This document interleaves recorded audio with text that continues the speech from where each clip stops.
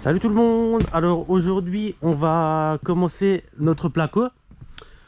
Donc vous voyez, les murs ont été isolés partout correctement. On va plaquer nos plaques de plâtre. Donc on va juste les mettre contre et on va les visser avec des vis à placo. Je vais vous montrer. Donc on attend aussi l'électricien qui vienne passer toutes ces gaines derrière.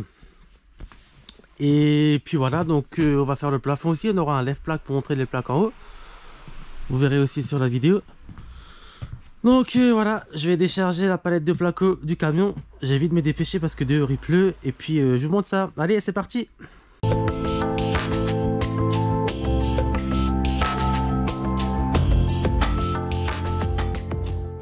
Alors voilà, on a monté notre palette de placo. Donc surtout quand vous stockez du placo dans une maison comme ça, venez pas tout y mettre au milieu l'un sur l'autre, hein. Vous répartissez bien le poids autour des murs, hein, comme on a fait là, parce que mine de rien, une palette de placo, hein, ça fait son poids, hein. Donc vous faites ça comme ça et ça ira. On a commencé par venir doubler notre mur de la salle de bain. Donc on venait mettre une première couche de placo couché et on viendrait mettre une deuxième de l'autre sens après. Comme ça on n'entendra pas les bruits de dehors, et au niveau de nos portes d'intérieur on aura un mur plus épais. Donc ça sera plus joli pour le chambranle de notre porte. Donc ensuite, vous voyez, on vient mettre une plaque debout comme ça, et pour ça on utilise des vis de 35, hein. Donc pour la première couche, vous allez mettre des vis de 25, et pour la deuxième, des vis de 35. Ne prenez pas des vis de 35 pour la première, hein, parce que si vous avez des gaines électriques qui passent derrière, si vous tapez dedans, c'est l'électricien qui va pas être content, hein. Donc ensuite, on vient y faire le doublage du mur de notre douche. Donc vous voyez, on a mis une plaque verte, c'est une plaque hydro dans la douche, et il va venir y faire la cloison, comme ça le client n'aura pas besoin de mettre de vitres ou de cabine de douche dans sa douche. On va venir y faire une cloison et on va venir tout carreler. Donc je suis venu plaquer, donc j'ai fait le mur de ma cloison, je suis venu la plaquer et j'ai mis les plaques couchées, vous voyez. Donc quand on met les plaques couchées, on va tracer où il y en aura, et comme j'ai fait. Parce que quand on met la plaque debout sur nos plaques, on a déjà les rails du milieu pré-tracés. Mais quand on les met couchés, on l'a pas. Donc on vient mettre un coup de crayon et on vient visser ça à la visseuse, hein. J'ai une visseuse sans fil pour ça, avec des recharges. Mais c'est une merde, hein. Déjà la visseuse elle pèse 1 tonne quand vous l'avez en main, et ça marche une fois sur deux. Moi je préfère ma vieille visseuse à fil avec ma butée, ça va tout seul pour visser. Donc j'ai plaqué l'autre côté de ma cabine de douche aussi, de mon mur de douche. Donc vous voyez, j'ai mis du placo hydro. Je suis juste venu mettre du placo hydro dans la douche et côté gauche du mur qui n'est pas encore plaqué, hein. Ça sert à rien de mettre du placo hydro dans toute la douche, si ce n'est juste faire ça payer au client pour rien, quoi. C'est débile. Donc là on a notre WC. Là on aura un KGB avec le local technique, le compteur et tout ça. Donc comme l'électricien n'est pas passé, on va pas pouvoir plaquer partout. Donc on va faire des morceaux de mur. Donc là on est à l'étage du haut. Donc à l'étage du bas, vous voyez, on a aussi fait le tour des fenêtres partout. C'est des choses qui prennent du temps, mais qu'on peut faire vu que ça va pas déranger l'électricien pour passer ses gaines. Donc après les grandes plaques, ça ira vite, hein. Donc là on est venu plaquer les mansardes. Vous voyez, donc j'ai commencé au milieu de ma mansarde. Et je suis parti d'équerre avec mon pied droit.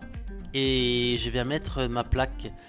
Donc sur une plaque à peu près 5 vis sur les 1m20, hein, c'est suffisant. Faut pas mettre moins, et ça sert à rien de mettre plus en fait. Vous mettez 5 vis et vous êtes bon.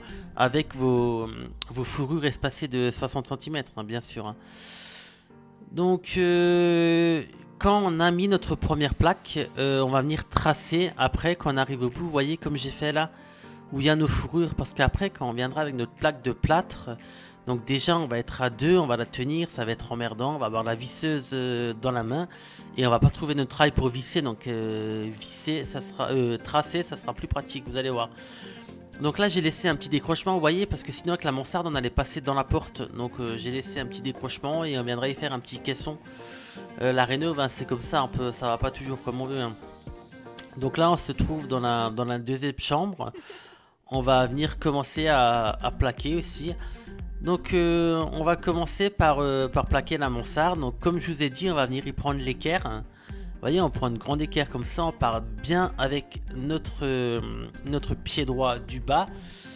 Et on va tracer. Et ensuite on va venir y mettre notre plaque, comme j'ai fait. Et toujours avec la petite visseuse à fil que j'ai, on va venir visser. Regardez en combien de temps j'ai vissé la plaque. Ça va vite, hein. Je vais pas aussi vite avec la visseuse sans fil et les recharges dedans là. Et comme je vous ai dit, ça bloque une fois sur deux et à chaque fois qu'on veut visser, il n'y a plus de vis dedans, c'est vide, hein. Là j'ai mes vis dans les mains et pour moi ça va nickel et au moins on n'a pas le souci d'aller recharger la batterie à chaque fois qu'on c'est vide, hein. Quand c'est filaire, on peut faire ce qu'on veut. Après, dans certains cas, c'est sûr les batteries c'est bien, mais quand on travaille à l'intérieur comme ça, c'est aussi appréciable de travailler avec du filaire. Au moins, les machines ont de la puissance et après, chacun a ses avis là-dessus.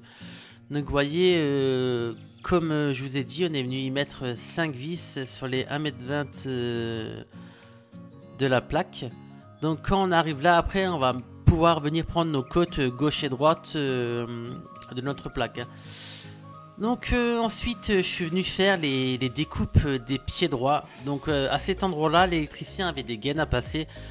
Donc pour pas perdre de temps, ce que j'ai fait, je suis venu préparer mes plaques et j'ai juste mis 2 vis. Comme ça l'électricien a pu les enlever, les remettre très rapidement.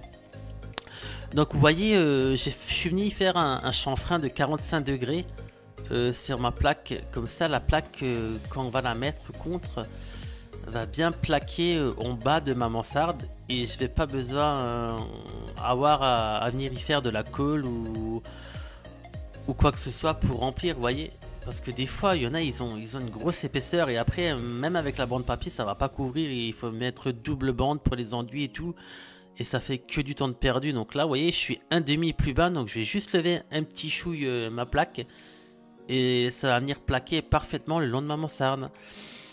Ensuite, comme j'étais bloqué, je suis venu poser une porte que le client a cherché. Normalement, c'était prévu que les poseurs des fenêtres nous posent une porte. Mais pour eux, c'était un peu compliqué apparemment parce que le trou était comme ça. Donc, ça ne savait pas trop comment s'y prendre. Vous savez, sur la rénov, il y en a, ils savent pas trop comment faire. Hein. Sur le neuf, c'est facile. Hein, mais la rénov, c'est autre chose. Donc, je suis venu y mettre, vous voyez, un bout de bois de chaque côté comme ceci. Donc j'ai suivi les briques qu'on avait maçonnées, que j'avais pas filmé d'ailleurs. Donc comme les briques étaient bien d'aplomb, je suis juste venu mettre un chevron côté gauche là. Et je suis venu lui fixer. Et de l'autre côté j'ai pris mes mesures, vous voyez. Et je suis venu casser l'alvéole de la brique avec Burama 7, hein, ça va super bien casser. Hein. Et du coup de l'autre côté je suis venu y mettre un bout de bois pareil que ça. Pour pouvoir fixer ma poutre. Donc avant ça j'ai bien tout nettoyé parce que là c'était un bazar avec tous les bouts de briques et tout ça. Donc ce côté j'avais besoin de plus d'épaisseur, donc je suis venu y mettre 2 lambourdes, vous voyez comme ça. Et j'avais 1 cm de plus vu que j'ai suivi l'alignement de mon mur intérieur qui était déjà fait. Et une fois qu'on arrive à ça, je suis venu y mettre un bout de latte en bas. Donc j'ai mis ça bien niveau.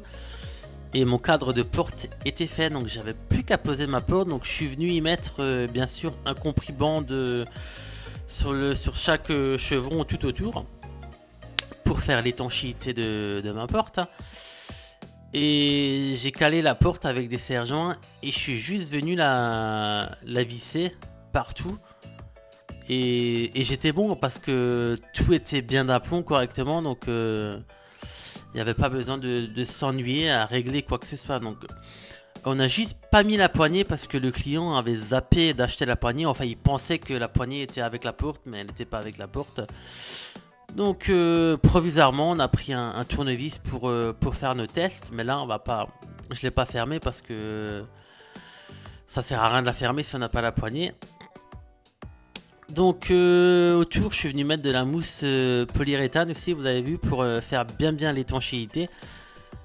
Donc ça c'est une bonne chose de fait parce qu'on va avoir notre chantier fermé et on va pouvoir venir y mettre un peu de chauffage. Donc vraiment merci à tous de suivre mes vidéos. Si vous avez aimé, bah abonnez-vous et mettez un petit pouce. Allez, salut salut!